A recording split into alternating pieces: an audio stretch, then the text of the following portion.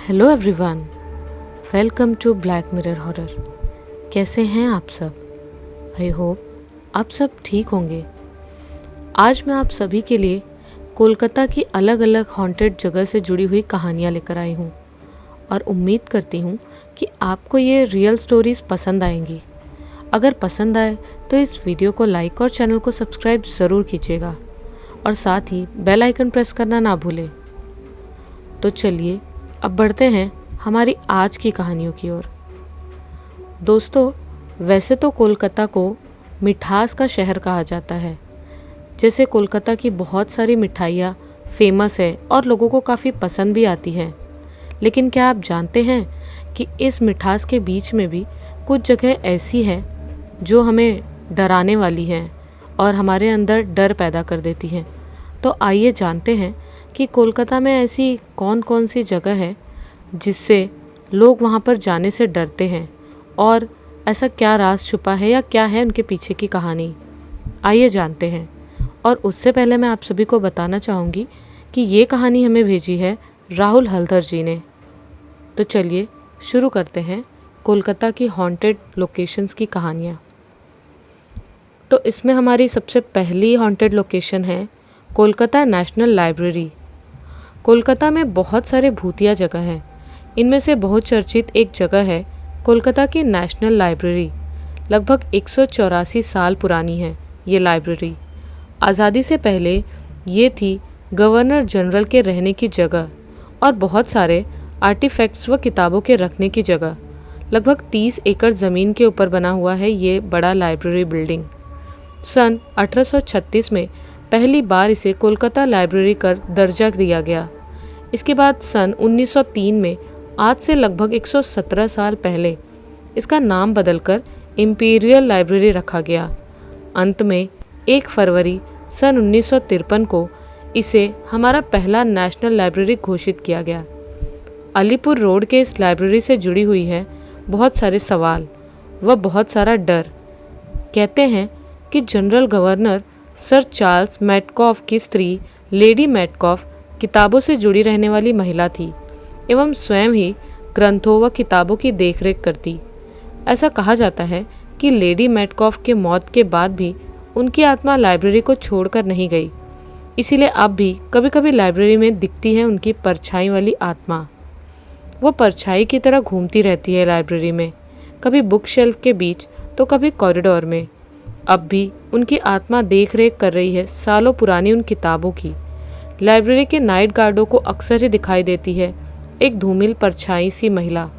कभी कभी कोई स्टूडेंट लाइब्रेरी में पढ़ते हुए व नोट्स लेने में शाम को बहुत देर कर देता है या रुक जाता है तो उसे सुनाई देती है लेडी मैटकॉफ के पैरों की आवाज़। उसने निरंतर सजा कर रखी है अपनी प्यारी लाइब्रेरी को, और कोई अगर किताब पढ़ता है और फिर उस किताब को ठीक से शेल्फ में नहीं रखता, तब उसे कभी महसूस होता है कि उसके कंधे के पास कोई गर्म सांसें ले रहा है। इस लाइब्रेरी के साथ जुड़ी हुई है और भी कुछ भयानक कहानियाँ। जैसे एक बार लाइब्रेरी में मरम्मत के दौरान कुछ मजदूर मारे गए। उनकी आत्माएं भी घूमती रहती हैं इस लाइब्रेरी में।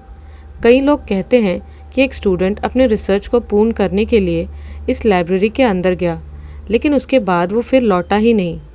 कहाँ गया वह, उसको क्या हुआ, आज तक किसी को भी पता नहीं चला। साल 2010 को लाइब्रेरी में एक गुप्त रूम पाया गया। इस रूम का कोई दरवाज़ा नहीं था। उस रूम में क्या होता था ये अभी भी रहस्य है, क्योंकि उस रूम में क्या था किसके बारे में लाइब्रेरी के कार्यकर्ता ने कभी भी नहीं बताया। उन्हीं सब रहस्यजनक और भयावह घटनाओं के कारण national library of Kolkata haunted place के रूप में देखा जाने लगा है। मैं कभी गया तो नहीं हूँ वहाँ पर, लेकिन अगर कभी जाऊँगा तो खुद को सावधान रखूँगा इस बड़े भूतिया जगह से, जहाँ 22 लाख से भी ज़्यादा किताबों का संग्रह लेकर कोलकाता शहर के सीने में खड़ा है नेशनल लाइब्रेरी। अगर आपको मौका मिले तो क्या आप इस भूतिया लाइब्रेरी में रात को जाना चाहेंगे? तो चलिए अब सुनते हैं हमारी दूसरी हॉन्टेड जगह के बारे में। रविंद्र सरोवर मेट्रो स्टेशन और कोलकाता बंदरगाह। इसमें कोलकाता के 2 हॉन्टेड प्लेस के बारे में है। पहला रविंद्र सरोवर मेट्रो स्टेशन व दूसरा कोलकाता बंदरगाह। तो चलिए पहले बात करते हैं रविंद्र सरोवर मेट्रो स्टेशन के बारे में। कोलकाता के उत्तर दक्षिण मेट्रो रूट में सबसे व्यस्त मेट्रो स्टेशन है ये। पूरे दिन बहुत सारे लोग यहाँ से यातायात करते हैं, ऑफिस जाने के लिए, घूमने जाने के लिए या किसी से मिलने जाना हो, और भी अन्य कारणों से लोगों का हुजूम उमड़ा रहता है इस स्टेशन पर। केवल यात्री ही नहीं, इस स्टेशन पर आत्महत्या की संख्या भी सबसे ज़्यादा है। कहते हैं कि जो भी यहाँ पर मेट्रो के सामने कूदकर आत्महत्या करता है, उन सभी की आत्माएं इसी मेट्रो स्टेशन पर घूमती रहती हैं। रात के अंतिम मेट्रो में जाने के लिए जो प्रतीक्षा करते हैं रविंद्र सरोवर स्टेशन पर, उनमें से अनेकों ने देखा है कई प्रकार के छाया शरीर। स्टेशन के पिलर्स के पीछे उन्हें घूमते हुए देखा जाता है। कभी कभी वही परछाई दौड़ते हुए आकर कूदते हुए भी दिखाई देते हैं मेट्रो ट्रेन के सामने। अब भी वो सभी आत्माएं अपनी विभीषिका घटनाओं से उभर नहीं पाई हैं। इन्हीं सब बातों को जानकर आज से 2 साल पहले मैंने भी रविंद्र सरोवर स्टेशन से लास्ट मेट्रो में यात्रा करने के लिए अपने बड़े भैया के साथ गया था। लेकिन हम दोनों ने पूरे स्टेशन में चारों तरफ घूमकर देखा। कुछ भी भयानक देखने के लिए हमने नज़र दौड़ाई, लेकिन हमें तो कुछ भी नहीं दिखा। इस तरह मैं भूत देखने से एक कदम पीछे रह गया। मेट्रो रेल की बात हुई, अब जहाज़ की तरफ चलते हैं। 150 साल पहले सन 1870 में ब्रिटिश इंडिया कंपनी द्वारा निर्मित है ये कोलकाता बंदरगाह। ब्रिटिश ईस्ट इंडिया कंपनी ने निर्माण किया इस बंदरगाह का। लगभग 203 किलोमीटर लंबाई में फैला हुआ है ये कोलकाता बंदरगाह, जिसका बाद में नाम हुआ कोलकाता पोर्ट ट्रस्ट। लेकिन कुछ वर्ष पहले ही माननीय प्रधानमंत्री नरेंद्र मोदी जी के द्वारा इसका नाम बदलकर doctor Shyama Prasad Mukherjee port trust रखा गया। ब्रिटिश के शासनकाल में गन्ने की खेती होती थी, इसीलिए बहुत सारे मजदूरों की ज़रूरत है। ब्रिटिश इसी बंदरगाह से भेजते लाखों भारतीयों को खेत में काम करने के लिए।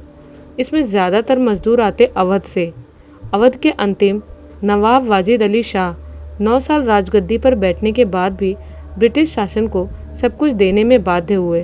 ब्रिटिश ने उनसे कहा कि वो नवाब को लंदन में लेकर जाएंगे, लेकिन ऐसा नहीं हुआ। नवाब प्रतीक्षा करते रहे कि कब ब्रिटिश शासन द्वारा लंदन से बुलावा आएगा। कोलकाता बंदरगाह पर आकर प्रतीक्षा करते थे नवाब वाजिद अली शाह, और प्रतीक्षा करते करते ही उनकी मृत्यु भी हो गई। इसीलिए अब भी उनकी अतृप्त आत्मा घूमती रहती है इस बंदरगाह पर प्रतिशोध लेने के लिए। केवल यही नहीं, इस बंदरगाह पर योद्धा व कई नाविकों की मौत हुई। उनकी आत्मा आज भी नियमानुसार अपने कामों को करते रहते हैं, बिना रुके हुए। रात को जो लोग कोलकाता बंदरगाह पर काम करते हैं, उनमें से कईयों ने देखा है नवाब व मृत नाविक या योद्धाओं को। नहीं, ये दृश्य बहुत ही अच्छे नहीं होते। डर के कारण उनके हाथ पांव जम जाते हैं। आत्माओं का ये समावेश कभी भी समाप्त नहीं होगा, जैसे खत्म नहीं होगी नवाब की प्रतीक्षा। रात को सोने से पहले लाइट बंद करते समय एक बार सोचकर देखिएगा, आपके घर में आपके लिए कहीं कोई अदृश्य वस्तु तो प्रतीक्षा नहीं कर रही। तो क्या आप कोलकाता के रविंद्र सरोवर मेट्रो स्टेशन से लास्ट मेट्रो पकड़ना चाहेंगे? अब हम बढ़ते हैं हमारे तीसरे हॉन्टेड डेस्टिनेशन की तरफ, हेस्टिंग हाउस का भूत। लगभग 250 साल पहले की बात है। सन 1770 में तैयार हुआ कोलकाता का हेस्टिंग हाउस। भारतीय ब्रिटिश शासन के प्रथम गवर्नर जनरल वॉरेन हेस्टिंग रहते थे वहाँ पर, जिसे बाद में विमेंस कॉलेज कैंपस में परिवर्तित किया गया। इस समय हेस्टिंग हाउस का आयतन जितना बड़ा है, इसके पहले वाले हाउस का आयतन छोटा था। बाद में बार बार पुराने घर को रीमॉडलिंग करने के कारण अब बहुत बड़ा हो गया है ये हेस्टिंग हाउस। कहते हैं कि हेस्टिंग साहब के इंग्लैंड लौट जाने पर भी उनका कुछ सामान यहीं पर रह गया, एवं उनके मृत्यु के बाद भी वो बार बार लौट कर आते हैं इस हेस्टिंग हाउस में अपने सभी सामानों को देखने के लिए। एवं यहाँ आने के बाद केवल चलते फिरते ही नहीं हैं, ब्रिटिश शासन काल की तरह घोड़े गाड़ी में बैठ कर आते हैं, एवं इसके बाद एक कमरे से दूसरे कमरे में चलकर खोजते रहते हैं अपने सामानों को। किसी किसी ने उनके धूमिल परछाई को भी देखा है। वॉरेन हेस्टिंग के भूत का अनुभव पहली बार हुआ सन 1884 में। पॉल वार्ड नाम का एक व्यक्ति अपने घोड़े गाड़ी से लौट रहा था। जब उसकी घोड़ा गाड़ी हेस्टिंग हाउस के पास पहुंची, तब चारों तरफ अंधेरा था। अचानक पॉल ने देखा उसी अंधेरे से एक बड़ा घोड़ा गाड़ी बढ़ता चला आ रहा है हेस्टिंग हाउस की तरफ। घोड़ा गाड़ी कौन चला रहा है नहीं पता। गाड़ी के अंदर भी कोई नहीं दिखा। पॉल ने जब अपना घोड़ा गाड़ी हेस्टिंग हाउस के सामने लाया तो देखा वहाँ आश्चर्यजनक तरीके से अब कोई घोड़ा गाड़ी खड़ा नहीं था। पॉल वार्ड की स्त्री मिसेस वार्ड ने स्टेटमेंट देकर बताया कि उन्होंने अपने घर की खिड़की से पॉल साहब की गाड़ी के अलावा भी एक और घोड़ा गाड़ी उन्होंने देखा था। हर साल 9 वर्ष के दिन दिखाई देते हैं ये भूतिया घोड़ा गाड़ी और सुनाई देती है वॉरेन हेस्टिंग के पैरों की आवाज़। इसके अलावा भी इस भूतिया हाउस के और भी कहानियां हैं। कहते हैं कि एक छोटे लड़के की आत्मा हेस्टिंग हाउस के बाहर वाले मैदान में आज भी अपने दोस्तों की प्रतीक्षा कर रही है। किसी समय एक छोटा लड़का अपने दोस्तों के साथ फुटबॉल खेलने आया था इस हेस्टिंग हाउस के मैदान में। खेलते हुए एकाएक सीने में फुटबॉल के लग जाने के कारण वो लड़का वहीं पर मर गया। उसके दोस्त आश्चर्य और डर के कारण उसे वहीं छोड़कर भाग गए। उस दिन से वो छोटा लड़का आज भी घूमता रहता है हेस्टिंग हाउस के मैदान में, इस आशा में कि उसके दोस्त एक दिन ज़रूर आएंगे।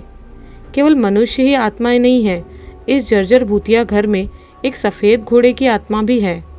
एक आदमी के प्रिय घोड़े को गोली से मारा गया था हेस्टिंग हाउस के अस्तबल में, और उसके बाद से ही बीच बीच में दिखाई पड़ता है उस घोड़े की सफ़ेद परछाई।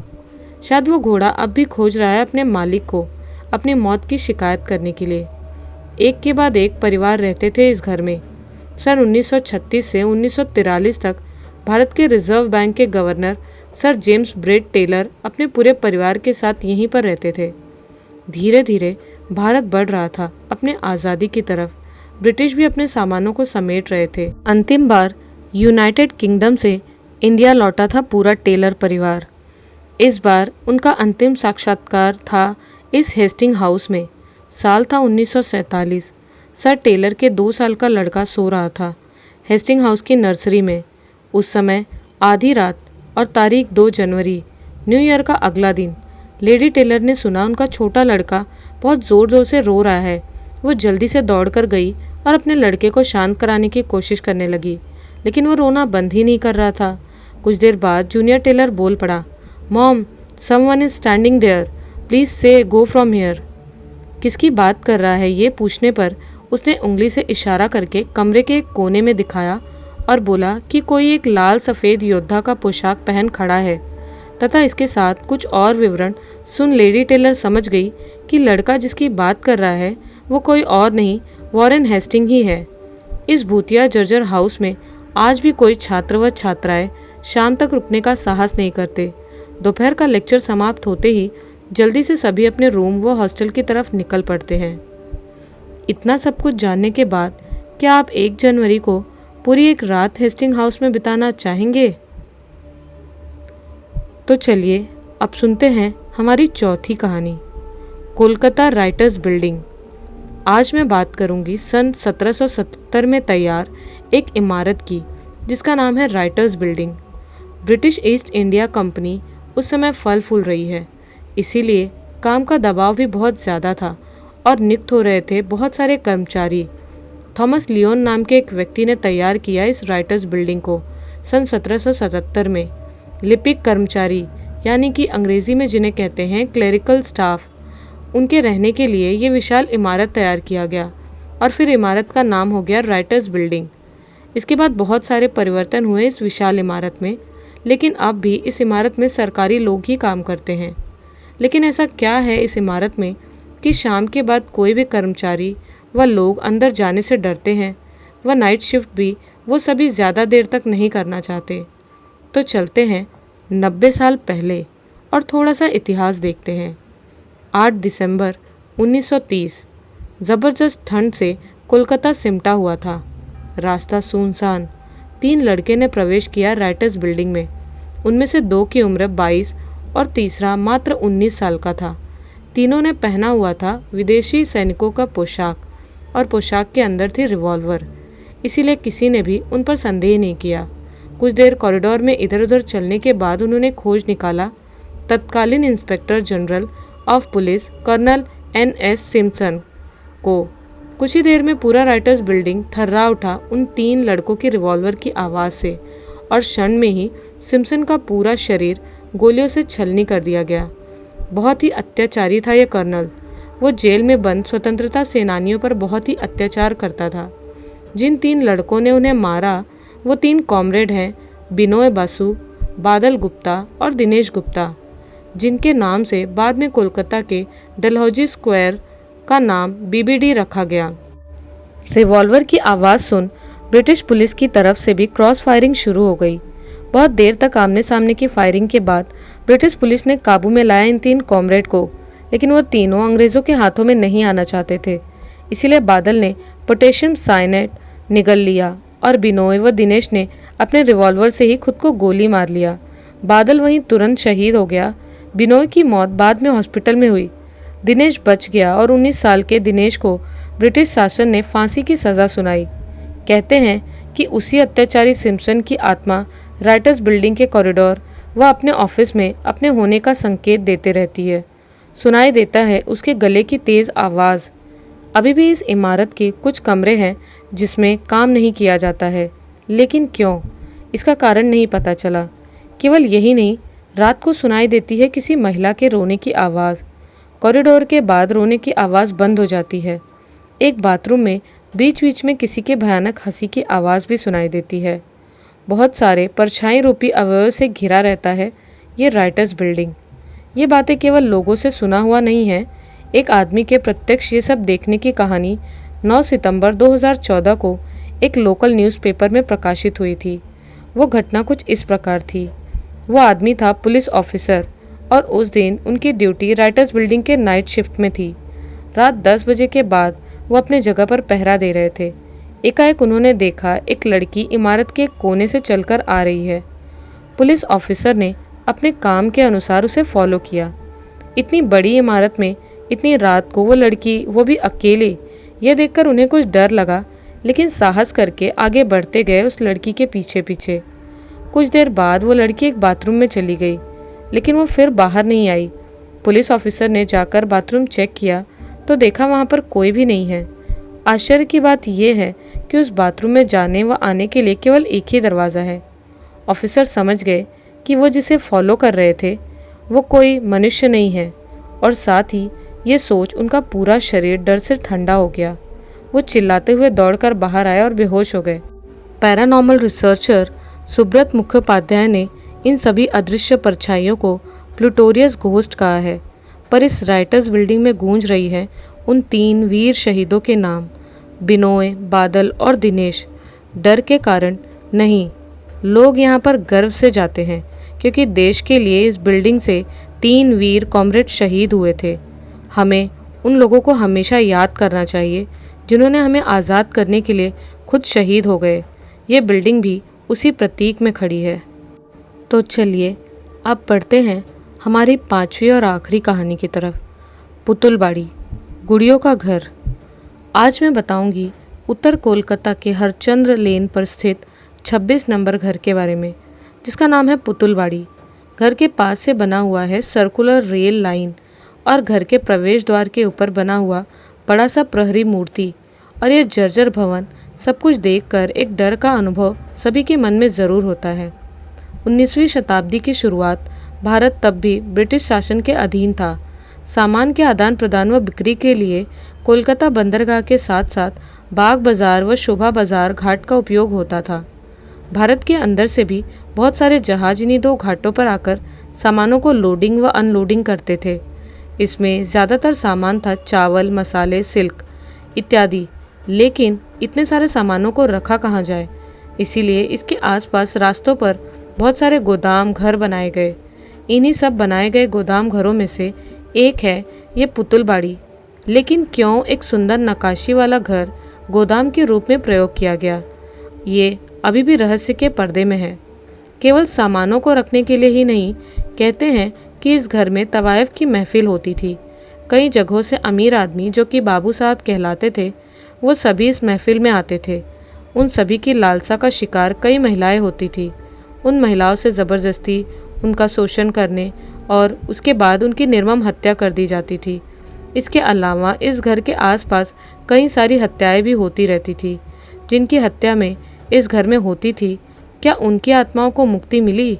नहीं, ये किसी को नहीं पता। कहते हैं कि वो सभी अतृप्त आत्माएं आज भी इस घर के आसपास घूमती रहती हैं। कभी कभी पायल में घुंघरू की आवाज़ सुनाई देती है, तो कभी कभी बड़े बाबू साहबों की हंसी ठिठोली की भी आवाज़ सुनाई देती है।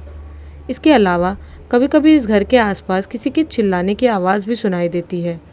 वो सभी आत्माएं अब भी इस पुतुलबाड़ी के अंदर अपने अतीत में खोए हुए हैं। क्या हुआ, आप भी जाना चाहते हैं वहाँ एक बार? कई सारे गुड़ियों से घिरा ये रोमन स्टाइल का पुतुलबाड़ी अब भी आपको डराने की क्षमता रखता है। मान लीजिए आप पुतुलबाड़ी के अंदर वाली आंगन के गलियारे से चलते हुए जा रहे हैं और फिर अचानक ही आपने देखा कि अंधेरे से एक परछाई निकलकर धीरे धीरे आपके सामने आ रही है। आप डर से चिल्लाने लगे और तुरंत ही किसी ने डांटते हुए आपसे कहा, आप सब यहाँ क्या कर रहे हैं? क्या यहाँ कोई दिखावे का सामान लगा है? बाहर निकल जाइए, जल्दी से जल्दी, तुरंत ही बाहर निकल जाइए। ये सुनकर आप भी अपना सिर झुका पूरे कौतूहल पर पानी छिड़ककर बाहर निकल आएंगे। विश्वास कीजिए, पुतुलबाड़ी के अंदर भूत नहीं है। पुतुलबाड़ी के अंदर के भूत अब खो गए हैं। उनकी जगह पर अब केवल एक अपूर्व शिल्प कला ही रह गई है, जो कि अब लगभग टूट फूट कर खंडहर जैसा होने लगी है। 1978 में इस घर का मालिक बदल गया। यहाँ रहना शुरू कर दिया श्री माखनलाल नट्टा का परिवार। एक बड़े ट्रैवल कंपनी के मालिक थे माखनलाल नट्टा। 2015 में उनकी मृत्यु हो गई। उनके परिवार के पास ही वंश परंपरा में ये पुतुलबाड़ी रह गई है।